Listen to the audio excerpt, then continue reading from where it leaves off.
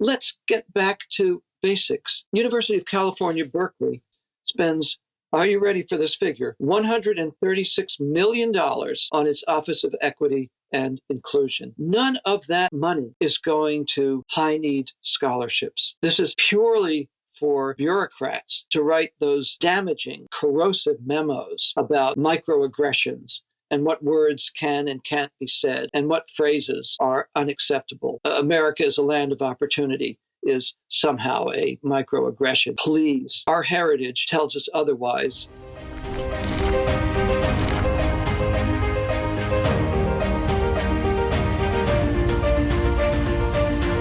Welcome to The Contrarian. I'm David Bernstein. In a world filled with noise, I'm here to provide the signal.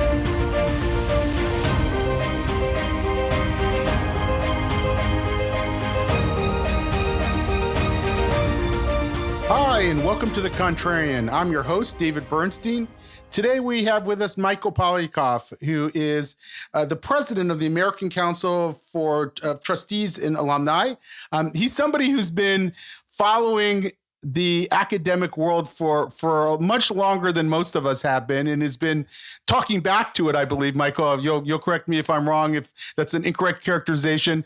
I'm really happy to have you on because I've been looking for somebody with this sort of perspective on where we are today and what the president's testimony before Congress means and what are the prospects for serious reform in the academy. So really, thank you so much for being with us. Absolutely honored to be part of this. Your program does a great deal of good in getting important messages out to the nation and the world. Thank you very much. So why don't I start there? You've been involved in the discourse around the academy for a long time. Maybe you'll talk a little bit about that. But also, we're at this moment, it seems, December 5th, we had these three university presidents come before Congress, and it created this tremendous moment. I mean, I don't think there's been congressional testimony on a policy issue like that for a long, long time. And it seems like we have this opportunity to intervene more aggressively into the academy. And I'm just wanting to get your sort of longer perspective and where this fits in. If there's one silver lining about the horror of what happened on October 7th and the continuing horror manifested in the behavior of so many students on so many campuses, it is that we now have a spotlight on higher education. And my hope is it is going to shake the whole public and the institutions out of complacency. For too long, there has been this terrible ideological imbalance in higher education. And although many groups, many individuals have called attention to it, it hasn't registered as a crisis yet. But when we've got students demonstrating on behalf of a terrorist group that not only seeks the destruction of Israel, but seeks the destruction of Western civilization and the United States, we have to step back and ask ourselves, how did we get into such a mess? I asked Greg Lukianoff on a recent podcast, the CEO of FIRE, who also has, a longer perspective. I think yours is longer, but has been doing this for a long time. What the trajectory has been. I mean, can you give us some perspective? Like, if you go back, you've been doing this for a long time. How do you think it's either gotten worse or stayed the same? It has gotten worse. It used to be the ethos in faculty searches for new colleagues, tenure and promotion, that politics didn't matter. It would be a meritocracy, the best biologist, the best mathematician, the best linguist, whatever it might be. And unfortunately, that shifted so badly that we now have an ideological imbalance to the point that intellectual diversity, that robust exchange of ideas, the dialectic from which the truth emerges, has been so terribly hampered. Just one data point.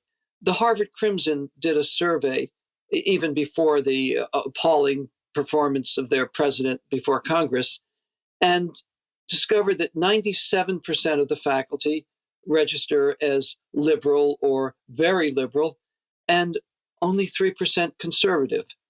I'm not taking sides in the moment, except to say that that is a recipe for confirmation bias. And we know how dangerous confirmation bias is, because when you look at all the efforts made to be inclusive, you can see that there's a recognition that we need to have different voices in positions of authority, and that has not happened. Yeah. I'm reflecting back to my time in college. I was a philosophy major, and I remember taking a class on modern philosophy, and there was this professor who wore a red beret, and I thought he was an excellent professor. You knew nothing of his politics until one day, in passing, he said, "Well, I'm a pretty good Marxist." But I was, the reason why I'm remembering that is that it didn't play into how he taught the course at all. I mean, we were learning about various modernist philosophers, and he taught us about their various views and how they developed them over time and the like. That's what he did, and that's how we learned.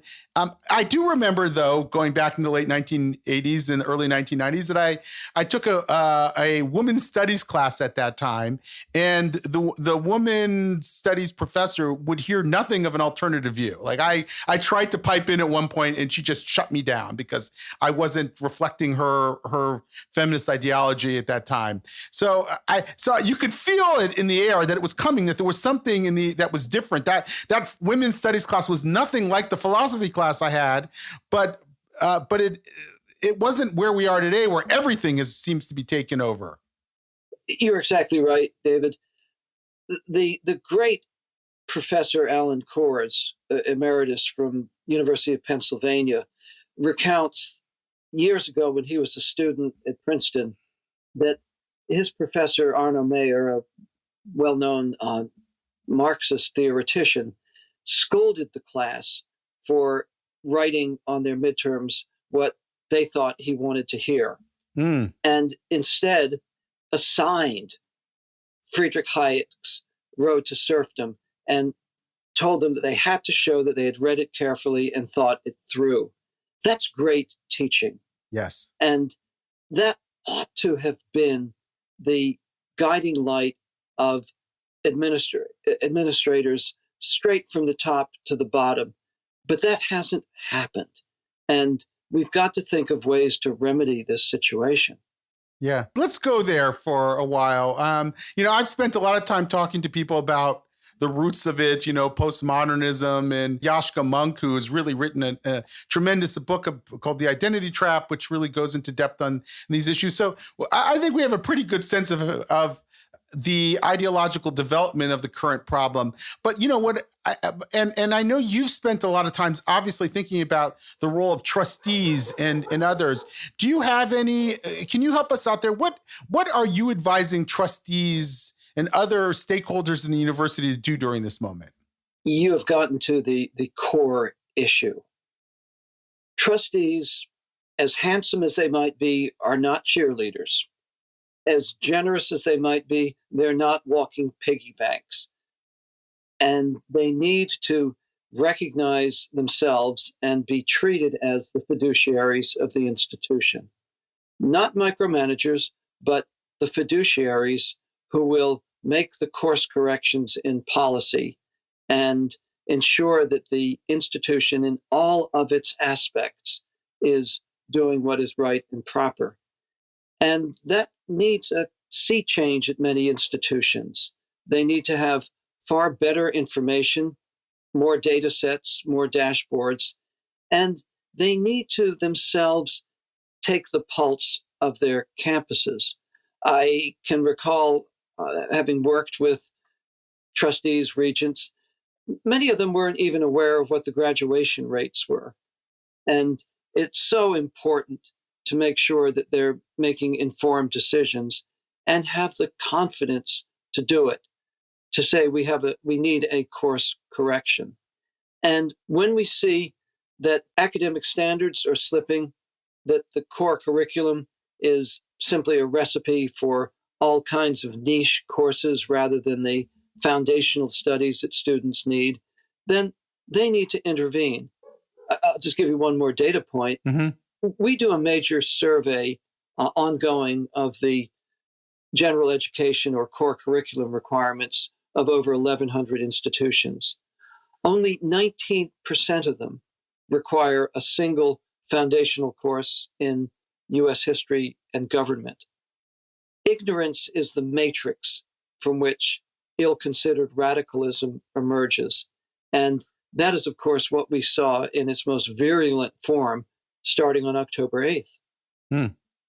Yes, indeed. And so, one of the things that we've been trying to get across to the Jewish community, it's not the only target audience for our work, but it is one major one, is that the problem that we're seeing on campus and then now in high schools and other institutions in American life really it stems much deeper than the outward manifestations of anti-Semitism and anti-Zionism. I like to use the iceberg metaphor, where you're seeing above the waterline, you're seeing the part of the iceberg, the tip of the iceberg, that's the anti-Semitism. But below the waterline is this deep-seated ideology that has been percolating for years and producing the tip of the iceberg and anti-Semitism. And we just were asleep at the wheel. We didn't understand what was happening beneath the surface.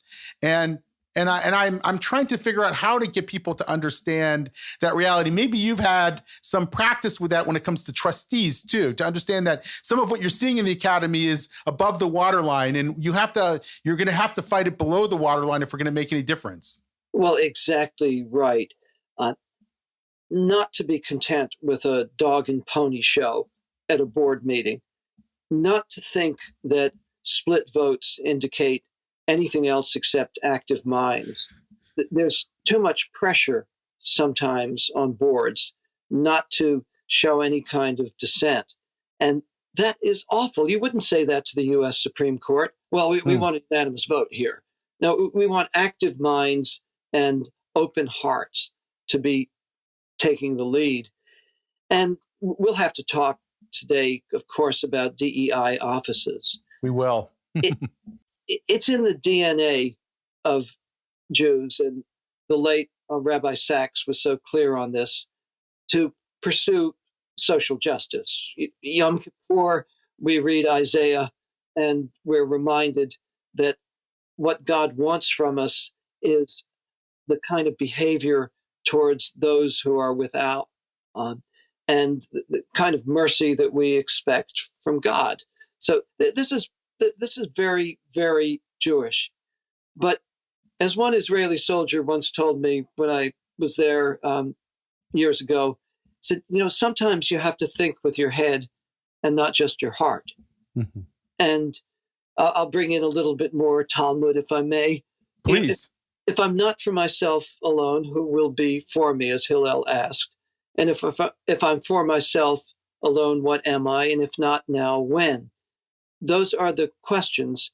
And I'm very much hoping that American Jews are particularly asking themselves, if I'm not for myself, who will be for me?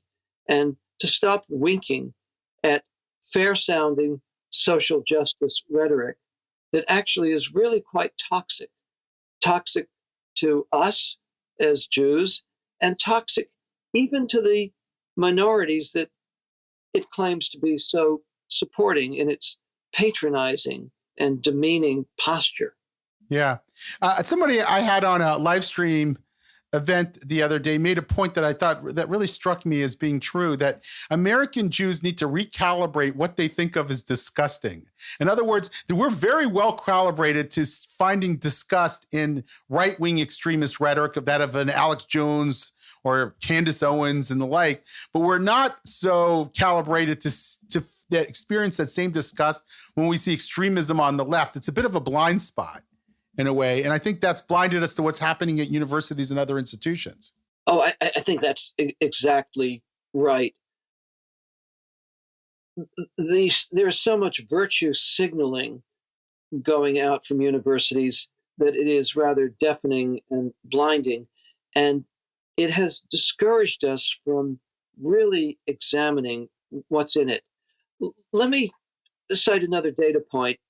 Jay Green, marvelous researcher and scholar, did a study recently in which he looked at the social media of where available of DEI officials, and what he saw was 2/3 of the tweets about Israel were negative, and most of the ones about China were positive.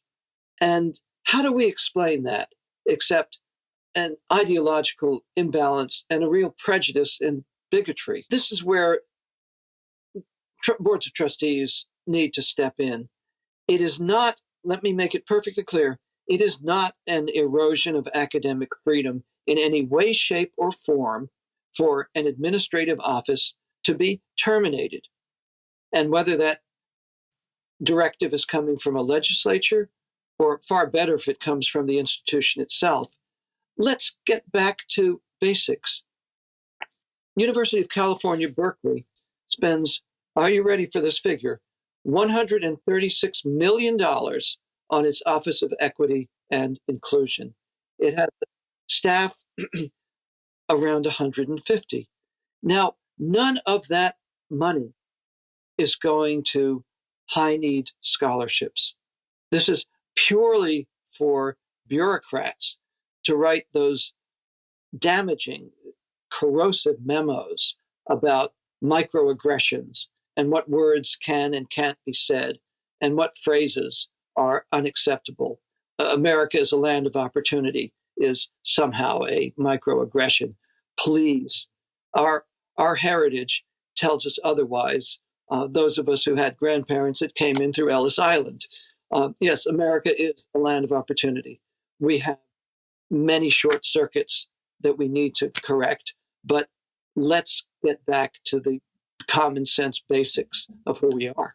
Yeah. So let me hit a dilemma before we get into the nitty gritty of changing institutions. I mean, we've already started with the role of trustees, but let me. One of the things that I'm struggling with is somebody who cares deeply about freedom of expression, free speech on campus, and I've noted that the campuses that have the least amount of free speech tend to also be the most hostile to Jews in Israel. I also know that there are two values that seem like they may be in tension with each other. There's the value of free speech, and there's the value of equal protection. And the theory goes, there are people who say, look, I can't make all these campuses embrace a free speech culture. Many of them are not even close. And in the meantime, they're prosecuting acts against other minorities in a much more serious way than they are against Jews. And so therefore the value of equal protection comes in, and we should make sure that if they're not going to value free speech, at least they treat Jews with the same sense of importance, or anti-Semitism with the same sense of importance that they do other minority groups. Then, but of course, if I go down that route, I'm now potentially reinforcing the ideology that is obsessed with equal protection, not equal protection, but obsessed with minority rights. How do you navigate that? How do you think about that problem? In protecting freedom of speech, which is undoubtedly the most crucial value in education, there is no such thing as true education when thoughts and words are being censored. One can do that in a way that does not put a muzzle on everyone else. That's to say, what if Claudine Gay had said what she should have said based on her own record of speaking out on October 7th? This is a crime against humanity. This kind of thing is an outrage to the world, and our hearts go out to everybody. Stop. Right there. Is that enough? That's what needed to be said, instead of temporizing arguments, a little bit of this, a little bit of that. And when those awful demonstrations were starting, where were her free speech rights to speak out and say, this is not who we are. I will protect your right of free assembly. I will protect your right of free speech, but this is what I am going to say about that situation. And that, yes, a call for Jewish genocide is so absolutely contrary to our campus rules and policies that we will not tolerate it. That's not hard to do. Now, what's the context? The only context is that in an academic setting, one can, in the words of C. Vann Woodward, discuss the unmentionable, think the unthinkable. This is the way we actually get at the truth. But that's a lot different from creating a campus climate that is just this side of calling for a pogrom. When groups of students say intifada now in a setting in which there are Jews, what's the difference between saying, let's have a pogrom? So we need to see that free speech can flourish and flourish entirely. But at the same time, there needs to be protection against the illegal things, such as the creation of a hostile climate, Title VI, and direct threats.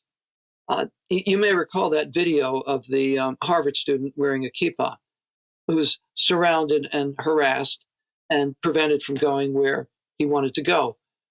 Why weren't the police called?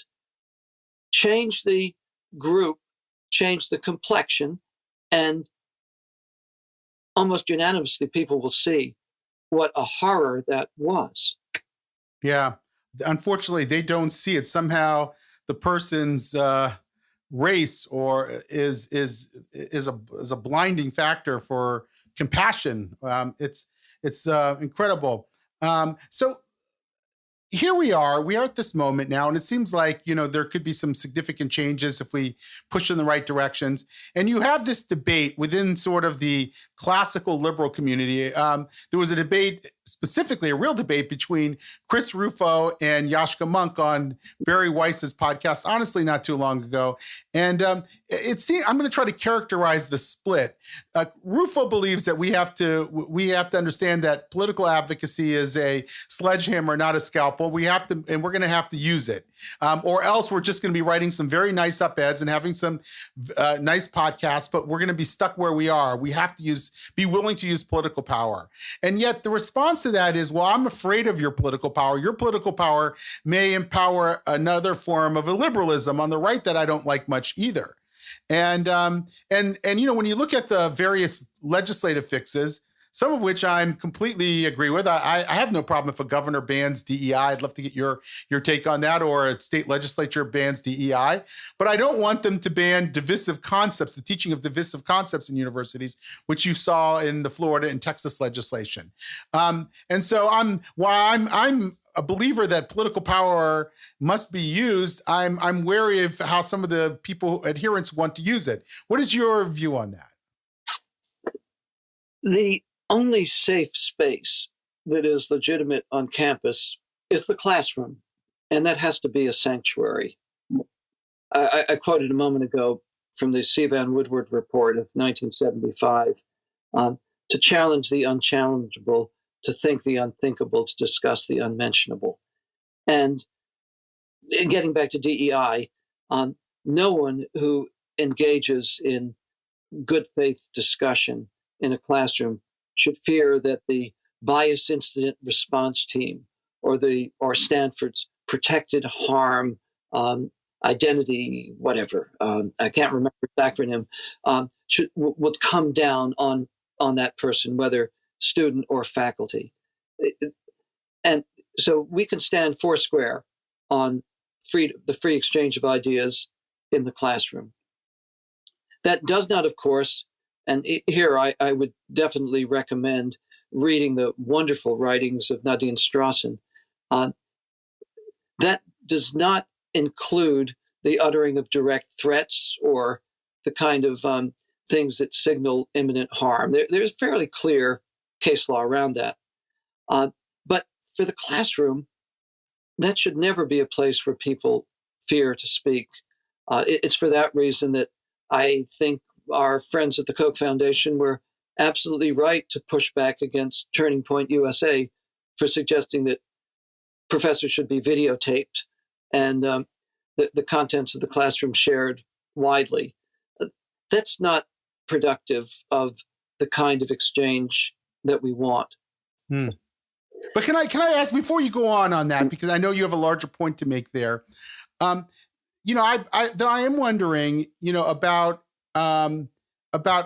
classrooms that are notoriously opposed to free expression of ideas, where students are not allowed to share. And I think a lot of the grievance studies programs, a lot of these new centers for racial equity and whatever, it would be almost unimaginable for a student who disagreed with a professor to pipe in a way. And it would seem to me that I don't know if this is the way that academic freedom should be understood, but perhaps it should be extended this way, that a student's academic freedom is not respected. They're not allowed to pipe in. Would you oppose a university saying we're going to audit classrooms, not for the professor's opinion? The professors can say whatever they want, but to make sure that those are open classrooms where people can share multiple points of view. Would you oppose that? I like the goal, but I'm very, very wary of the particular method. I am impressed that in Ohio, there's some legislation pending, Senate Bill 83, that does include openness, objectivity, balance in student evaluations of courses, so that we can get the warning signs when the classroom is being used as a pulpit for indoctrination rather than a place of education.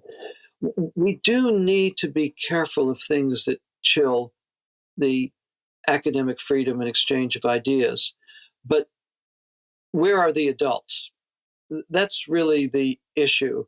Who is going to stand up and say, that's simply bad, incompetent, unacceptable teaching? And I can even dig a little further. The American Association of University Professors, at its founding in 1915, was supposed to have a Committee B on professional standards, as well as Committee A, which is on faculty rights. Committee B has had very little to murmur over the years. And one of the places where the professoriate has really fallen down is in upholding the professional standards that would preclude using the classroom as a place of indoctrination. Now, how do we remedy that?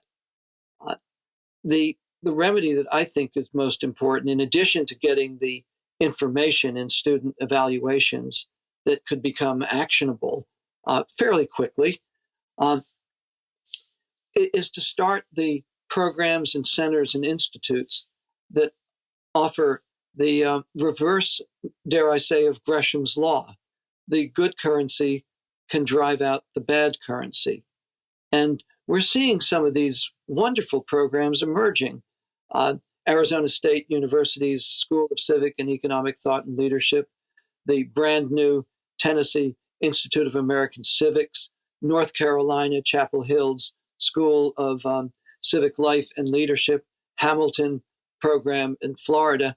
And this is a great way that visionary academic leaders, philanthropists are, and indeed in all cases, legislatures are contributing to that. I'm very excited in Ohio that there will be 5 such institutes, thanks to the outstanding work of Senator Jerry Serino. And these things will change the culture. Right. I asked my friend Greg Lukianoff at FIRE about those programs. I actually think that those are the most hopeful interventions one could make right now. I think these centers of civic thought, but he's a little skeptical. He worries that they're going to be co-opted by the larger university, and they're not going to be centers for free inquiry as we might hope. Do you think he's got a point there, or no? We always have to be vigilant until that happy day when we get back to the meritocracy that higher education is supposed to be. However, I think that anxiety is misplaced at this point because they're all set up with independent hiring authority. And so there's the best fighting chance that they are going to be a place of meritocracy. And many of them have intellectual diversity right in their charters or enabling legislation. So I am hopeful. And the other initiative that we're very, very excited about, my organization, the American Council of Trustees and Alumni, teamed up with Braver Angels and with Bridge USA to create the Campus Debate and Discourse program. Amazing. Something that really is exhilarating to see college students in a parliamentary debate entirely civilly talking about abortion, pro and con, Confederate monuments, whether they should be taken down, pro and con, LGBTQ athletes. And we've done now about 200 of these debates, some 10,000 students involved, and there's never been an incident of incivility. Right. The students are leading the way. Yeah, the gatekeeping tends to be much more powerful than the actual interventions. Like that, you can students can and faculty can stop these things from happening very often, but once they do happen, and there are some noted exceptions to them, they tend to go off without a hitch. Exactly. And this is grounds for optimism. We have a great number of top-down initiatives that we have to take. Commitment via the Chicago Principles of Freedom of Expression, or a similar statement. The Calvin Committee report on institutional neutrality that we should speak about. The termination of these intrusive bias incident response teams. Freshman orientations that are built around free speech, not the world of the DEI offices with their minions. And for trustees to make it part of the job search to question candidates on their record on freedom of expression. We're seeing too much careerism among administrators. They rise in the ranks by the fashion of the day, which is DEI and all of its misplaced theory of intersectionality and colonialism and oppressed oppressor. Let's get boards serious about looking at candidates through the lens of, have they been aggressive in promoting intellectual diversity and freedom of speech? Yeah, I couldn't agree more. There's a debate about what to do about DEI as well from people who are critical of DEI, like me and you. They say, look, maybe in one argument is, in red states you can ban it, you get the governor behind it, you get the legislature, but in blue states or purple states it may be more challenging, and in those places we should try to reform DEI. And there are non-coercive DEI models out there. At Harvard, for a while they tried to get one passed, but it got subverted by the forces that be there. And I'm wondering what you think. Is it possible to take a major bureaucracy? I mean, you mentioned the one at Berkeley. I've been using Michigan, which I was told has a $30 million annual DEI budget, but you just blew it out of the water with Berkeley. I'm wondering, like, what can something like that be reformed, or can DEI in certain universities where it hasn't quite gotten so bloated be reformed? My simple answer is no. The culture is unfortunately antithetical to the free exchange of ideas and a neutral classroom, neutral campus where all ideas can be expressed. It should be the viewpoint neutrality that's needed is just not going to be there, because these are people who have almost universally steeped themselves in the idea that the world is divided into oppressed and oppressor, and you can see it in skin color or in religion. I have to do a little tangent here, which I hope will be okay. It's going to involve some slightly foul language. That's all right. We're okay with that on the Contrarian Podcast. I was able to attend the notorious lecture by Ben Shapiro at Berkeley a few years back That's the one that needed $600,000 worth of security. And right. as I was going into this, going through this high security screening, I looked over my shoulder at the at Sproul Hall, into the classrooms, and there, in this enormous banner stretched across many, many windows, was the banner, "We don't need your white supremacist bullshit here." Right.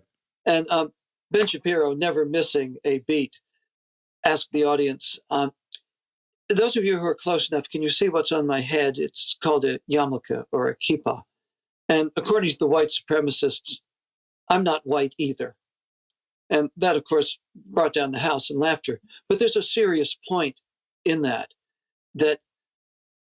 the ideology of the day is so perniciously slanted that any person can be identified almost on sight as a victim or a victimizer. And I don't think DEI offices are capable of recognizing that the first generation of Vietnamese boat people didn't exactly have a knapsack of privileges on their backs right. and have had to struggle. Well said, yeah. And I certainly know, and probably true with your family as well, my father, may he rest in peace, didn't have any privileges in a small southern town in South Carolina, Anderson, South Carolina. Right. And, this is the story of America. We have to be able to optimize the opportunities and treat one another as individuals, not as identity groups. So do I think it can happen? No. I think we need a real sea change on campus. And that is doable, for heaven's sakes. It needs to be a top-down and a grassroots-up change where ideas can be exchanged and values can be shared. It doesn't need a large apparatus. The problem with administrators is that once you set them up, they need to prove their worth. And the way DEI offices have done it has been in massive intrusion on campus. And so it's time to recognize that these institutions, which have grown up only in the past few decades, were a mistake.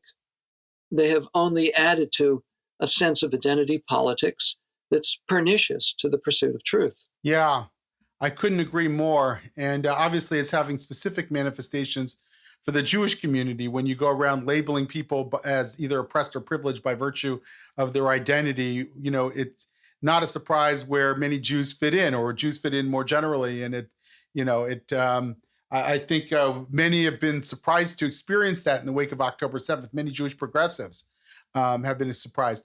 So we've spoken about some of the interventions. We could work with governors and state legislatures and others to try to get rid of DEI bureaucracies in state universities. We can educate the general public so that they understand what's happening. I think there was no better education than the December 5th hearings. We can try to, survey students about what's happening in their classes and try to uphold high standards of teaching. We can have these centers of civic thought in universities that become bastions of liberalism and free thought that can really help point the right direction for a particular campus, and over time perhaps overtake the illiberal grievance studies departments and the like. So those are some of the tools that we have in our toolbox. And I know you mentioned the Chicago principles and the like. What are some of the other things that you've been thinking about that might help clear the way here for change? This one's a little radical, and I imagine some of my colleagues in the academy will really question it. But we need to get new blood and new thoughts into the mix. And I ask myself, I studied with a wonderful group of professors, Donald Kagan, may he rest in peace, was one of my mentors. Where will the Donald Kagans and the Harvey Mansfields of the future come? They're not going to come to campus through the established departments because they've rather shown themselves to be averse to the kind of challenge that would come from classical liberals or conservatives or Lord save us Republicans. And when we see what happened at Harvard, and I suspect many campuses, because we know from some national data what the imbalance is like, how are we going to get students who are going to be hearing thoughtful opinions that come from different ideologies? How's that going to happen? Well, one way that it did happen was at Boston University when John Silber made it a condition of his taking the job that he would be able to make some professorial appointments. One of those was Elie Wiesel. So I would favor boards of trustees, regents, visitors who are concerned, and they can find out through campus surveys easily enough, that we don't get that heterodoxy of opinion, to say, well, as a matter of fact, we have a new program called the Regents Distinguished Professors. And working with the provost and the president and campus experts, we're going to be bringing some outstanding new people to campus. I hope you're grateful. Michael Poliakoff, are you advocating for viewpoint affirmative action? Yeah, rather, I am. Because it is the absolute essence of an academy. And just being realistic now, we know we're not there. Yeah, it's funny. I've been using that phrase a bit tongue in cheek with some of the people I've talked to who have sort of danced around it. You're the first person to sort of say, not a lot of times they'll say, well, not exactly viewpoint affirmative action. I think we should just be conscious of looking to create an academy with different views. But ultimately, there's a hiring process. And if you're not cognizant of who you're trying to bring in, and you're not cognizant of trying to diversify, I mean, how do you get from 3% conservatives at Harvard to anything close to heterodoxy if you don't make a concerted effort to bring in voices that don't, toe to the party line? And it shouldn't be something seen as some kind of exotic species on campus. It should be seen in perhaps the light of Hillel and Shammai. And remember that the school my favorite story, yes. Go would ahead. always let the school of Shammai speak first. That's the place we want to get to. We want to be in a place where students would find it unthinkable to deplatform or disinvite a speaker. And right now, the statistics are really shocking. There have been a lot of campus surveys, some of which ACTA has done, you can find them on our website, that find 40% of the students think under some circumstances it's okay to shout down a speaker. A smaller percentage, but significant, think using violence is okay. What have we come to? And where are those campus leaders who are going to say, impossible, must not, never happen? Where are the administrators that can have the absolute guts to make it clear that anyone who disrupts an event by an invited speaker is going to be suspended with a permanent record or maybe even expelled? Students are typically dismissed for plagiarism, as they should be. It's equally egregious to silence a speaker. And yet we're not seeing that kind of commitment. I'm not bloodthirsty. I don't want to see a guillotine on campus, but rules are rules. And if you want to discourage academic misconduct, you make the punishment for plagiarism severe. If you want to discourage shout downs, illiberalism, deplatforming, then you make the punishment severe. Yeah, I couldn't agree more. I want to end on a sort of a philosophical note here and ask a question, something I'm sort of struggling with. There's a critique of classic liberalism that's coming from the right by people like Yoram Hazony, and others. And I'm a classical liberal. I want there to be a free exchange of ideas. That's how I learn. I would love to be part of one of those debates that you've been sponsoring on campus if I were a college student. But they're making a point that sort of classical liberalism has a sort of contradiction in it. And eventually people start within that discourse, they start choosing sort of such radical individualism that we lose a sense of our core promise, a core sense of who we are, patriotism, that even 20 years ago you could detect on the left as well as the right in American discourse, and that we have to have a dogma. It shouldn't be the dogma that stifles discourse on campus, but it should be a dogma of sort of American greatness, or maybe there might be some religious version of that, of like a Judeo-Christian ethic or whatever that pervades the academy, so that students don't miss who we are, where we've been. Do you subscribe to that? Is classical liberalism and radical individuality enough, or do we need a dogma about who we are as a country and a people and who we are as the West? We all need to touch base with the fact, classical liberals and everyone else, that the American experiment in self-government, the city on the hill, is what enables this marvelous, marvelous exchange of ideas. I was just looking at that recent book, The Genius of Israel, in which opens with the escalators, people coming from one demonstration, people going to another demonstration, and exchanging their love for one another and their love for Israel. We have wallowed too long in this country in cynicism, and I really cherish what President Reagan said.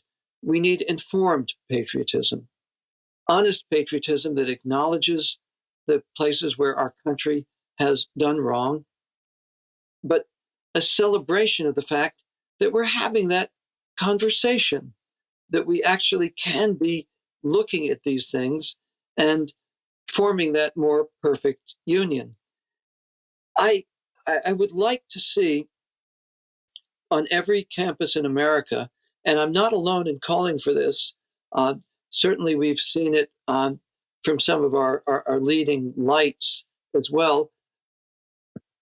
A required course in American history and government, neutral, objective, but including those founding documents that are so important for us, and understanding of the pivotal moments. Because without that, we're defenseless against the rest of the world. And when I'll get back to the ignorance issue, Berkeley professor, I apologize, I've forgotten his name, started asking students at these anti-Israel demonstrations, what river are you talking about and what sea? And how many of them didn't even know that, and how many of them changed their opinions when they found out.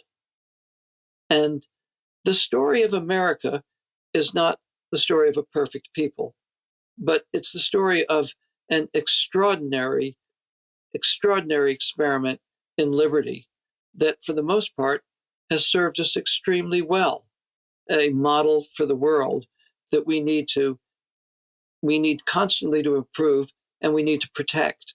And colleges and universities have an obligation not to be mindlessly repeating cliches, but to do that kind of study that celebrates ultimately the wonderful institutions that we have. Yeah, I've been calling it patriotic pluralism, seeking a way of trying to redefine what it means to be living in America and being patriotic, but also open to critique at the same time. But it's interesting that you started out with talking about it with this book, The Genius of Israel. We took a group, the Jewish Institute of Liberal Values, along with a group called Sharaka in Israel, took a group of heterodox ethnic community leaders from the Black community, Asian community, Latino community, Muslim community to see Israel. And these are people who are pushing back against illiberalism in the United States. And I think even though Israel was in the middle, this is before October 7th, of judicial reform, one got the sense that they did have a patriotic pluralism in place, that actually they were very confident in who they were as a society. There was just this sort of, there were issues that were tearing them apart at the same time, but they actually had more to fall back on than I think we do in America today. And I thought that was very instructive to see. And I think that's really captured in the book, The Genius of Israel as well. Yeah, yes, indeed.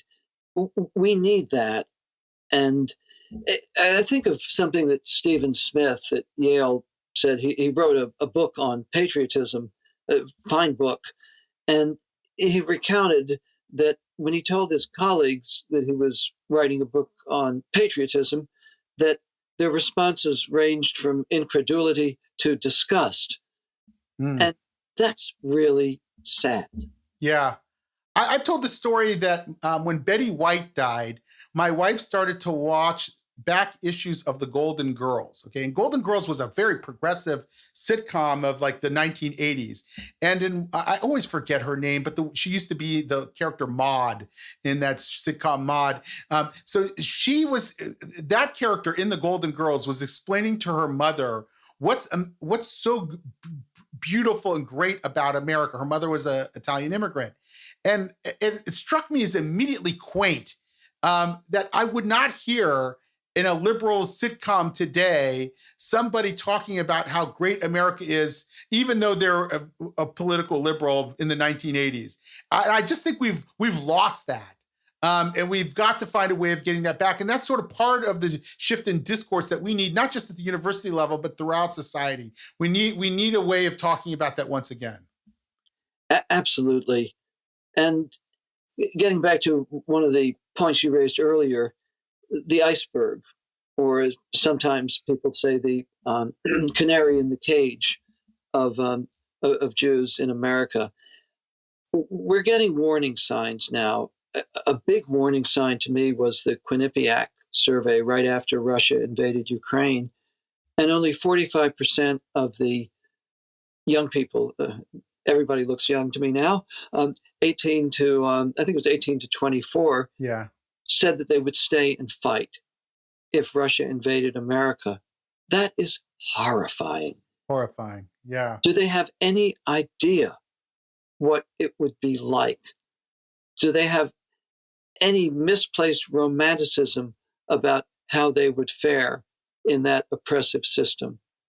No, of course they don't. And that's our failure in the education system. Not a doubt.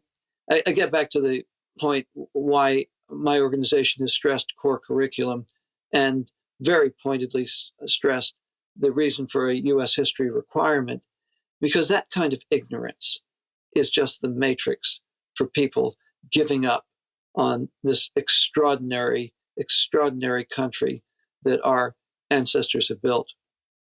Michael, thank you so much, not only for what you're doing now, but what you've done for so many years and laying the foundation over decades of what we need to do now. You've thought so long and deeply about this that I feel like we have something to fall back on when we say, okay, system is really broken, and us latecomers here can now take the work you've done and others have done over these years and try to now collectively, make a difference. So thank you for that and for coming on the Contrarian Podcast today. Well, I'm really honored, David, to be represented in this great series. It's a wonderful podcast series, and I love the title of your organization, Liberal Values. Let's take that word back from being a political label to the way that we should be living. And think about what Rabbi Sachs told us about the obligations that we have to one another, and at the same time, the value of these systems in free societies that allow this kind of growth and progress. Yeah. Well, Michael, I may have to put you in touch with my marketing and branding people who say that the term liberal values is so contested in the discourse that some people who might want to otherwise support the work we're doing think we're engaged in some kind of left-wing, endeavor. So it's a challenge. I want to reclaim it too, but I'm struck with how challenging that can be in today's world, on both the right and the left. But I couldn't agree more. So thank you so much. Thank you for tuning in to The Contrarian. If you enjoyed the show, be sure to give us a thumbs up and subscribe to our YouTube channel. Don't forget to rate our podcast on Apple and Spotify. Stay connected with us on social media for more updates. Until next time, keep challenging.